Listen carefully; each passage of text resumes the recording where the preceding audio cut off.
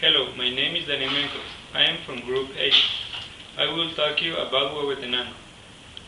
Guatemala has many attractions to offer, but the more important is the culture that ultimately is being missed.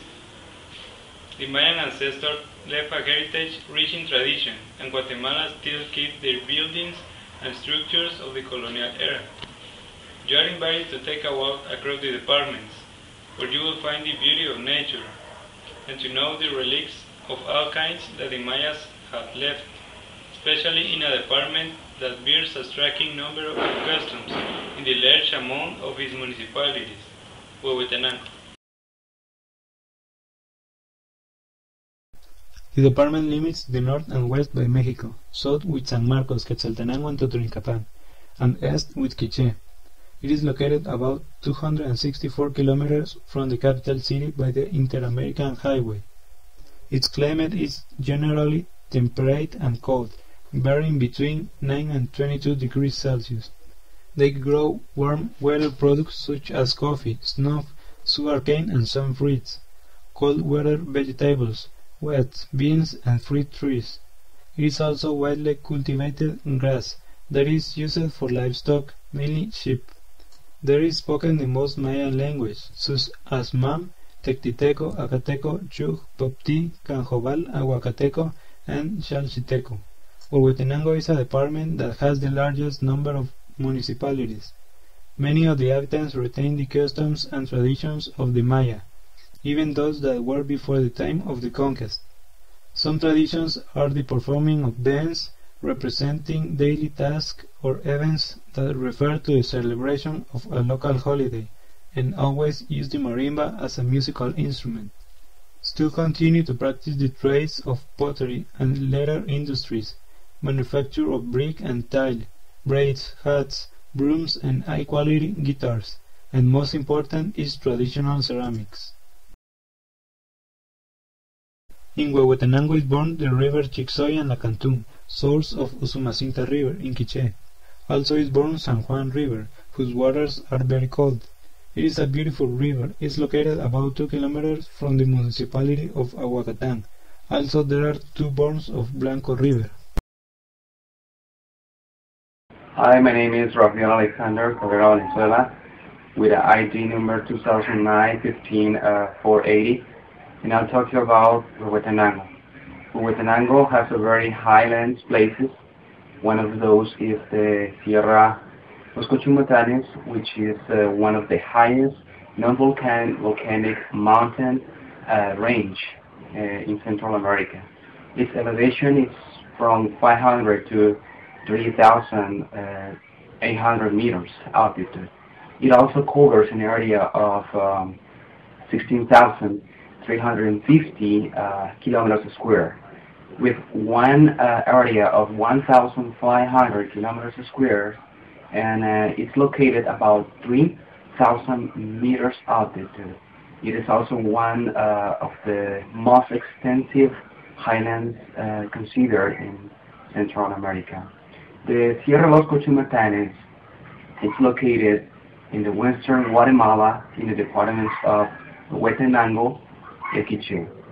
The western border of the Cochumatanes mountain is marked by the Semual River, which is the one that separates from the Sierra Madre, which is the volcanic chain, right?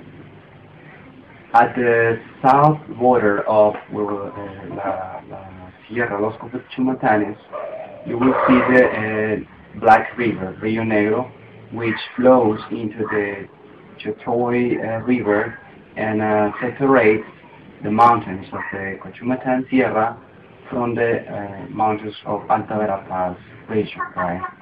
Huehuetenango is one of the best places for growing coffee, and that is just because the altitude. Altitude is really important for growing coffee, and most of people around the world is always buying coffee like very top quality beans, and also the good quality you can find with the soil in Huehuetenango. The Cochumatanes, it's really good for coffee because the altitude, as I told you, the altitude is really important, but if you can grow coffee from maybe 5,500 feet above the sea level, will be really okay. Your coffee is with body, with a little bit of sweetness and also acid. For you people that is always looking a place to go during the weekend, I recommend to you to go to Huehuetenango, which is really amazing. The place is really good, friendly people, interesting places. The Cuchumatanes Sierra, which is really good. The Cuchumatanes has a very specific meaning. Cuchuc, which means to join or to unite. Matanes, which means brought in by force. So the whole name, Cuchumatanes, means it's here because a very strong force. So in the other words will be like in those times back with the Mayan people, they used to know that the Cuchumatanes mountains and all the chains you can see on the map, all that mountains were brought because of a very strong force, which is the Mayan force. So thank you very much for watching this video, and I hope you go to Huehuetenango someday. You will be really comfortable, and the view there is amazing. People, it's really good. And it's really nice to see places in Guatemala that to go and to know them. Thank you very much. Bye. The Maya is a Mesoamerican civilization known for the only known fully developed writing language for the pre-Columbian Americans, as well as art, architecture, and mathematical and astronomical systems. Initially established during the pre-classic period of 2000 before Christ to 2250 after. According to the Mesoamerican chronology, many Mayan cities reached their high state development during the Classic period and continued throughout to the post-Classic period until the realm of the Spain. And in peaks, it was one of the most densely populated and culturally dynamic societies in the world. The Mayan civilization shares many features with other Mesoamerican civilizations due to the high degree of interaction and cultural diffusion that characterizes the region.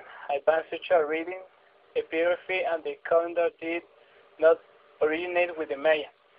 However, their civilization fully developing them, Mayan influence can be detected from Honduras, Guatemala, north then El Salvador, and to that far as central Mexico. More than 1 million kilometers, 625 miles from the Mayan area. Many outside influences are found in Mayan art and architecture, which are thought to result from trade and cultural exchange rather than direct external conquest. The Maya peoples never disappeared.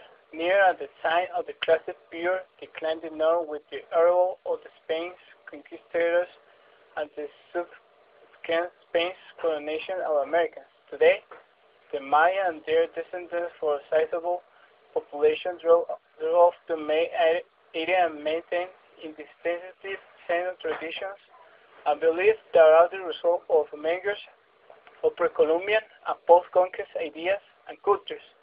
Many Mayan languages continue to be spoken and primary language today.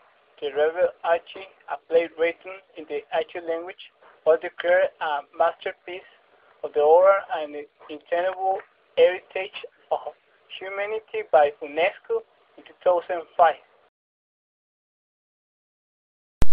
In Huehuetenango is Saculeo, a pre-Columbian archaeological site that is one of the main tourist attractions of the department. Saculeo was the capital of the Kingdom Mam and means white earth in Quiche language. Still is a ceremonial center of the residents for Mam origin, but has a museum and tourists can visit it. The city was attacked in 1526 by Pedro de Alvarado and Gonzalo de Alvarado, who faced the King Caibil Balam in a very intense fight.